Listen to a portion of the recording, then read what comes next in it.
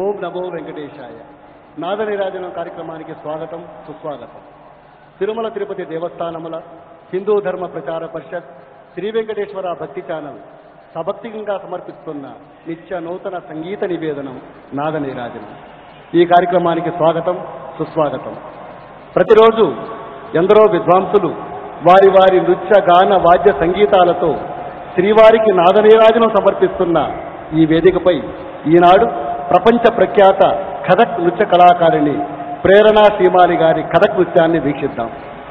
తిరుమల యాత్రికులకు ఆధ్యాత్మిక ఆనందాన్ని, శ్రీ వెంకటేశ్వర భక్తి ఛానల్ ప్రేక్షకులకు తిరుమలలో ఉన్న అనుభూతిని ప్రసాదిస్తూ నిత్య నూతనంగా నిరాటంకంగా సాగుతున్న ఈ నాదనీరాజనాన్ని వీక్షించి శ్రీవారి ప్రసాదంగా ఆస్వాదించి విశేషంగా స్పందిస్తున్న అశేష భక్త జనావళికి మా హృదయపూర్వక కృతజ్ఞతలు.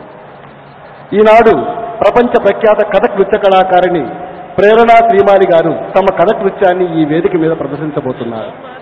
మన భారతదేశంలో ప్రాచీనమైన నృత్య సంప్రదాయాలు 7 ఉన్నాయి. భరతనాట్యం, కూచిపూడి, కథాకళి, మణిపురి, ఒడిస్సీ, మోహినియాట్టం, ఈ కథక్. ఈనాడు అతి ప్రాచీనమైనటువంటి ఈ భారతదేశ సంప్రదాయ నృత్యం ప్రత్యేకించి ఉత్తరప్రదేశ్, రాజస్థాన్ రాష్ట్రాలకి చెందినదైన యావత్ భారతదేశంలోనూ ప్రపంచవ్యాప్తంగానూ గుర్తింపు పొందినది. పూర్వకాలంలో మన ఆలయాల్లో ఉండేటువంటి కథా ప్రవచనం అనేటువంటి ప్రక్రియకు అభినయ రూపమే కథక్ నృత్యం.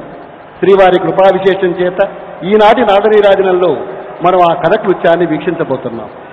ప్రేరణా శ్రీమాలి గారు గురు కుందన్లాల్ గంగాని గారి శిష్యురాలు. దేశ విదేశాలలో ఈ కథక్ నృత్యాన్ని ప్రదర్శించి ఎందరో అభిమానులను, ఎన్నో అవార్డులను పొందారు. వారి కృషి ఫలితంగా భారత ప్రభుత్వం ఈ సంవత్సరం సంగీత నాటక అకాడమీ అవార్డును ప్రకటించారు. శ్రీవారి కృపా విశేషం చేత ఈనాటి నాదనీరాజనంలో పాల్గొంటున్న ఈ కళాకారులు ఒకసారి పరిచయం చేసుకుందాం. శ్రీమతి ప్రేరణా శ్రీమాలి గారికి సహకరిస్తున్న వారు గాత్రంపై శ్రీ సమీవుల్లా గారు, వేణువుపై శ్రీ మహాలింగం గారు, తబలాపై శ్రీ ఫతేహ్ సింగ్ గంగాని గారు సహకరిస్తున్నారు. కరతాళ ధ్వనులతో ఈ కళాకారులకు ఒక్కసారి ఆహ్వానం పలకండి.